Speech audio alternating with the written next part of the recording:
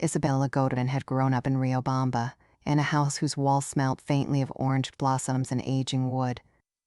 She had been taught to obey, to wait, and to imagine a world that moved according to predictable rules. Marriage was a promise, birth was a claim, and patience was a virtue. She believed these things until the day Jean Godin de Audernay's, her husband, left for French Guiana with his maps and instruments, promising to return for her. She waited.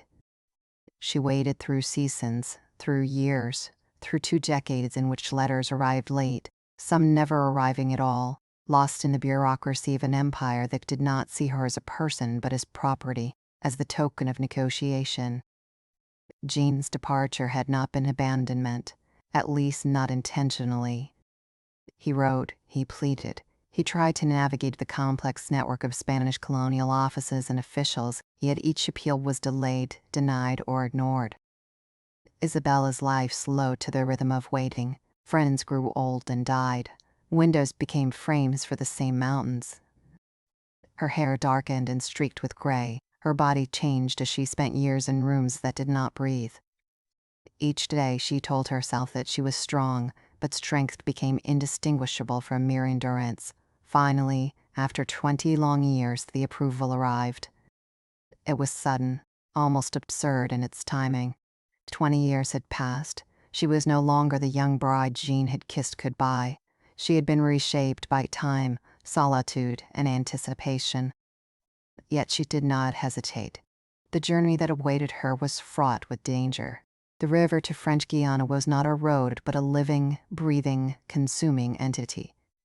She left behind her house, her memories, and the faint hope that returning to Jean would restore the past. She understood that she was walking into a world that would not recognize her, that would punish her for daring to move across its jungles and currents.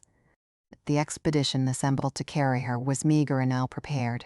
A few servants, a handful of relatives, local guides who spoke in half-promises, and fragile boats.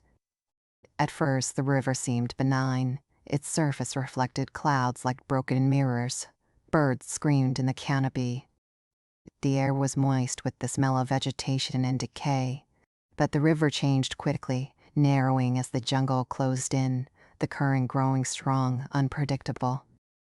Darkness moved in from the edges, and the guides began to whisper of danger, of paths that led to nowhere. Then one night they vanished. The guides, the relatives, the servants who had promised to stay, their absence was sudden, leaving only the sound of water in the jungle. Panic spread. Those who remained tried to navigate, but maps were useless. Food ran low, fever crept silently among them, striking the weakest first. The servants, once full of energy and chatter, fell with glassy eyes and trembling bodies. One died mid-crossing, and the others had neither strength nor time to bury him. Bodies were left to the river, to the mud, to the insects. The remaining travelers abandoned the boats, venturing into the dense jungle, machetes cutting a path through vines, roots, and moss. The heat was crushing. Mosquitoes and flies tormented them. Insects infested minor wounds. Every step demanded effort beyond reason. One by one, people fell. A cousin, a maid, a porter, all disappeared into the mud and darkness. Isabela watched, too exhausted to cry, as life was stripped from her companions. Silence became a constant companion, more present than anyone else. Eventually, she was alone. Alone with the river on one side and the forest on the other. No map, no food, no guide, just an endless screen in every direction. Hunger and fever merged into a single sensation that filled her head and limbs. She ate leaves that tasted like ash, roots that made her retch, and fruit that was sometimes bitter, sometimes rotten. Water came from puddles, streams, and rainfall, never clean. At night, she slept in trees to avoid predators, her body wasting away with each passing day. She became thin, sharp, and alien, a creature no longer human in form. Time lost meaning. Days and nights blurred. Hunger measured existence. Sometimes she imagined Jean calling her name. Sometimes she saw forms in the shadows that vanished when she tried to focus. Pain became familiar, and suffering a guide. Yet she walked. Every step was an act of defiance against the jungle that sought to erase her. One morning, she collapsed beside a narrow stream, too weak to rise. Her body trembled, her thoughts slowed to whispers. She imagined the river reclaiming her. She imagined the jungle absorbing her as it had absorbed everyone she had known. For a moment, she let herself believe she would not wake. Then came the sound that would change everything. Footsteps. Isabela did not know if they were real. She did not know if she was hallucinating. All she knew was that movement approached, a rhythm that did not belong to the wind, a presence that cut through the solitude that had consumed her for months. Her eyes barely opened. Her lips moved, whispering a name no one could hear.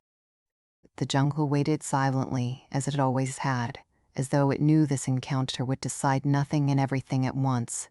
The footsteps grew louder. Strong hands lifted Isabela from the ground. Rough voices surrounded her, speaking in a language she could not understand. For a moment, fear returned, sharp and immediate, but her body had no strength left to resist. She was carried through the thick jungle, over tangled roots, through shallow pools, until the canopy opened to a clearing. A fire burned in the center. Figures circled, curious but calm. Someone pressed a bowl to her lips. She drank without thinking. The warmth, the taste of sustenance, was almost foreign. She did not die. The people who found her were an indigenous group, living far from colonial roads and rivers that Europeans claimed to control. To them, she was not noble, not French, not a political hostage. She was merely a human who had walked too far and survived. They fed her slowly, fish, soft roots, thin broth. Her body trembled with the unfamiliar sensation of nourishment. Fever receded, sleep returned. The woman who had entered the jungle had been replaced by a thinner, sharper, stranger version of herself. Days became weeks. She learned to walk again without stumbling. Her hair was matted and streaked with gray, her skin bore scars, insect bites and the marks of hunger. Her hands were cracked and calloused. Isabela stared at her reflection in a river and saw someone unrecognizable. The Riobamba bride no longer existed. What survived was endurance, quiet defiance, and an understanding of suffering she could never erase. Eventually, the villagers guided her to a river trading post where Europeans occasionally passed. When French traders saw her, they stared in disbelief. She spoke her name, and understanding arrived. Isabela Godin was alive. News of her survival reached Jean. Boats were dispatched immediately. He had waited decades, hoping that if she survived, she would be found. When they reunited, 20 years had hollowed them both. Jean's hair was white, his hands trembling slightly, his eyes wary of the woman before him. Isabela had walked through the jungle alone and returned, carrying not hope, but the raw weight of endurance. They embraced, but it was not a victory.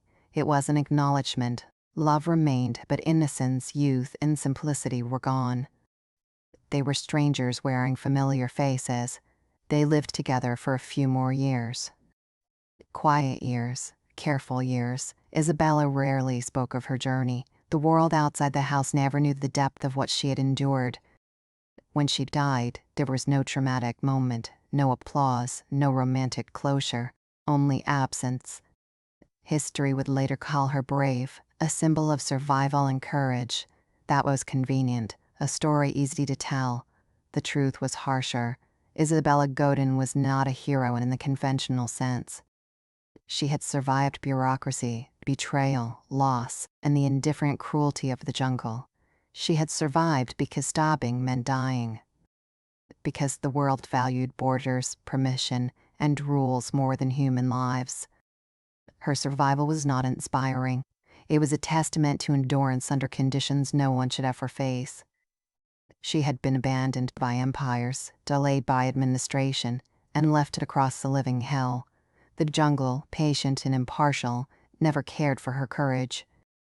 It had simply existed as it always had, consuming, indifferent, eternal. Isabela returned not as the woman who had left Riobamba, but as someone shaped by necessity, by pain, and by a singular determination to walk. Her story was one of survival against all odds, not romanticized adventure. It was life stripped to its essentials, reduced to hunger, water, and the movement of her own legs through green hell. And when she passed, the world remembered her name, but not the depth of what it had meant to survive alone, to face the consequences of human negligence, and to endure the relentless, unfeeling power of the jungle.